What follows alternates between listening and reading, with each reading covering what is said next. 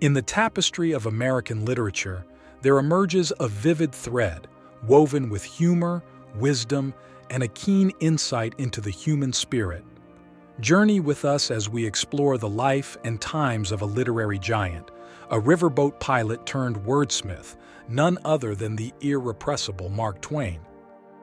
Born Samuel Langhorne Clemens in 1835, the man who would become Mark Twain grew up along the mighty Mississippi River. Twain's formative years as a riverboat pilot infused his work with the rhythm of the currents and the tales of the steam-powered vessels that navigated the waters. Yet, life on the river was just the beginning of Twain's adventures. His pen danced across the pages, giving birth to iconic characters like Tom Sawyer and Huckleberry Finn. With a wry wit and an unflinching eye for societal flaws, Twain's words transcended time, captivating readers and challenging the norms of his era.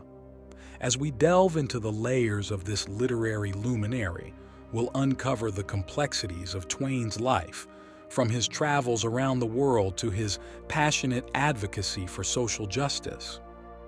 Twain's sharp observations on the human condition left an indelible mark on literature, earning him a place among the greatest wordsmiths in history. Join us on a river of words and wisdom as we navigate the fascinating journey of Mark Twain, a man whose laughter echoed through the pages of his tales, leaving an enduring legacy that continues to inspire and entertain generations. The early years. Mark Twain, the pen name of Samuel Langhorne Clemens, was born on November 30th, 1835 in Florida, Missouri, USA. He grew up in the small town of Hannibal, Missouri, which would later serve as the inspiration for the fictional town of St. Petersburg in many of his works, including The Adventures of Tom Sawyer and Adventures of Huckleberry Finn. Twain's childhood was marked by the death of his father, John Marshall Clemens, when Twain was just 11 years old. Following his father's death, Twain left school to work as an apprentice printer for his brother Orion's newspaper, the Hannibal Journal. This early exposure to the printing trade sparked his interest in writing and journalism. In his late teens, Twain worked as a printer and contributed articles and sketches to various newspapers. In 1857, he fulfilled a childhood dream by becoming a steamboat pilot on the Mississippi River. This experience provided him with the pen name Mark Twain, a river term indicating a depth of 2 fathoms, or 12 feet, which was safe for steamboats. The outbreak of the Civil War in 1861 halted river traffic, leading Twain to leave his piloting career. He then briefly joined a Confederate militia, but soon left to travel to Nevada and California. During this time, he tried his hand at gold and silver prospecting, which did not prove successful. Twain documented his Western adventures in the book, Riveting It. Mark Twain's writing career gained momentum when he became a journalist in Virginia City, Nevada, and later in San Francisco. In 1865, he published a short story, The Celebrated Jumping Frog of Calaveras County, which brought him national recognition. Mark Twain's early years were characterized by a diverse range of experiences, from his childhood in Missouri to his time as a riverboat pilot, prospector, and journalist in the western United States. These early life experiences played a crucial role in shaping his literary works and contributing to his distinctive voice and humor. Twain starts a family and moves to Hartford. In 1870, Mark Twain entered a new chapter of his life by marrying Olivia Langdon, a woman from a wealthy and socially prominent family. Olivia, known as Livy, played a crucial role in Twain's life, providing not only companionship but also stability and support. Their union marked the beginning of a family that would significantly impact Twain's personal and professional life. The couple had 4 children: Langdon, Susie, Clara, and Jean. Tragically, 2 of their children, Langdon and Susie, died in childhood, casting a shadow over the family and influencing Twain's later writings. The challenges of parenthood and the grief of losing children became central themes in Twain's later works, adding depth and poignancy to his storytelling. In 1874, seeking a serene environment to raise their family, Twain and Livy moved to Hartford, Connecticut. There, they built a grand home that would later be known as the Mark Twain House.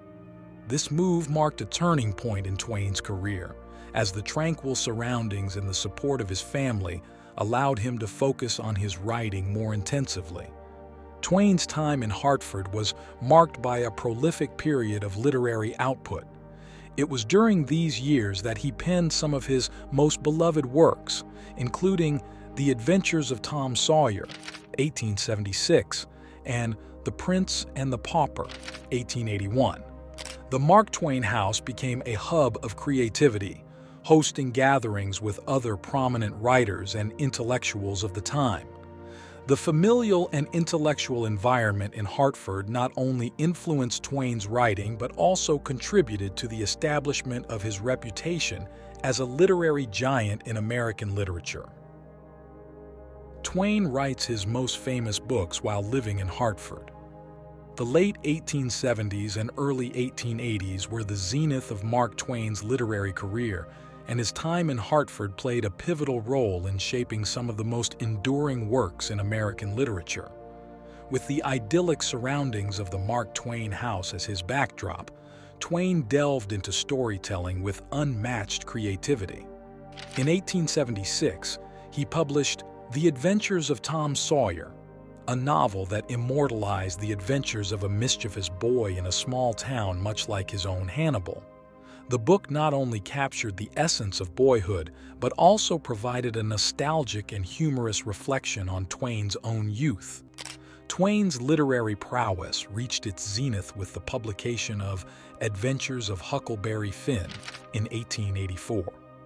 This novel, often hailed as the quintessential American novel, took Twain's storytelling to new heights.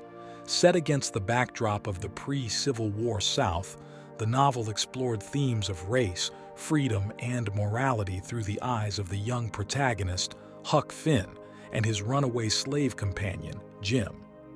Twain's use of colloquial language and his unflinching critique of societal norms made the novel groundbreaking and controversial, cementing its place as a classic of American literature. During this period, Twain also wrote A Connecticut Yankee in King Arthur's Court, 1889, and The Tragedy of Pudd'nhead Wilson, 1894, showcasing his versatility as a writer. These works delved into social commentary, satire, and exploration of human nature, demonstrating Twain's ability to tackle a wide range of themes with equal brilliance. While Twain's time in Hartford was marked by literary success, it was also a period of personal tragedy. The deaths of two of his daughters, as well as his wife's declining health, cast a shadow over the household. These personal challenges, combined with the financial pressures that would later haunt Twain, added a layer of complexity to his life during this prolific creative period. Twain's financial ruin and subsequent travels. Despite the literary acclaim and success of his most famous works, Mark Twain faced a series of financial setbacks that would profoundly impact the latter part of his life. Twain invested heavily in various ventures, including the Page typesetting machine, which ultimately failed. These financial misfortunes, coupled with the economic downturn of the 1890s, led Twain to declare bankruptcy in 1894. Determined to overcome his financial woes, Twain embarked on a worldwide lecture tour. Between 1895 and 1900, he traveled across North America, Europe, Australia, and New Zealand, regaling audiences with his wit and observations. This tour not only helped him pay off his creditors, but also exposed him to a diverse array of cultures and people, further influencing his worldview and providing material for his later writings. During his travels, Twain documented his experiences in the Travelogue following the Equator, 1897. The book not only chronicled his adventures but also showcased Twain's keen observations on imperialism, racism, and the human condition. Through humor and insight, he provided a unique perspective on the social and political issues of the time. Twain's financial troubles and extensive travels marked a period of reinvention for the author. While he grappled with the consequences of his financial choices, he used his experiences to enrich his understanding of the world and to continue his exploration of social commentary. The lecture circuit not only allowed Twain to reconnect with his audience but also showcased his resilience in the face of adversity. As the 19th century came to a close, Twain's financial situation gradually improved, thanks in part to the success of his writing and lecture tours. However, the challenges he faced during this period left a lasting impact on his outlook on life, as reflected in the more somber and reflective tone of some of his later works. In navigating the complexities of financial ruin and extensive travels, Mark Twain demonstrated not only his ability to entertain and enlighten, but also his resilience in the face of personal and professional adversity. The experiences gained during this period added depth to his already multifaceted personality, setting the stage for the darker times and introspection that would characterize his late life. Twain's darkest times and late life. The early 20th century marked a period of profound personal tragedy and reflection for Mark Twain. In 1904, his beloved wife Olivia passed away, leaving him devastated. This loss, compounded by the deaths of two of his daughters in the subsequent years, cast a long shadow over Twain's life. The grief he experienced during this time would influence the tone and themes of his later writings. The financial challenges that plagued Twain earlier in his life continued to linger, and he found himself facing additional setbacks. Despite ongoing literary success, particularly with works like The Mysterious Stranger and What is Man, which delved into themes of morality, human nature, and the philosophical questions that had long occupied Twain's thoughts, the weight of personal loss and financial strain took its toll. Twain's late life was marked by a deepening sense of introspection and a growing cynicism toward humanity. His writings during this period often reflected a darker and more skeptical perspective, as he grappled with the complexities of life and the human condition. The theme of mortality and the contemplation of life's meaning became recurrent in his work, showcasing a more somber and reflective side of the humorist. In 1906, Twain began dictating his autobiography in fits and starts, offering candid and unfiltered reflections on his life, experiences, and the world around him. The autobiography, published posthumously, provides a unique window into Twain's mind during these challenging years, offering readers a glimpse of the man behind the public persona. As his health declined, Twain withdrew from the public eye. He spent his final years in Reading, Connecticut, in a house he named Stormfield. Despite the somber tone that permeated much of his later work, Twain never fully lost his wit, and even in the face of personal tragedy, he retained the ability to find humor in the human condition. Mark Twain passed away on April 21, 1910, at the age of 74.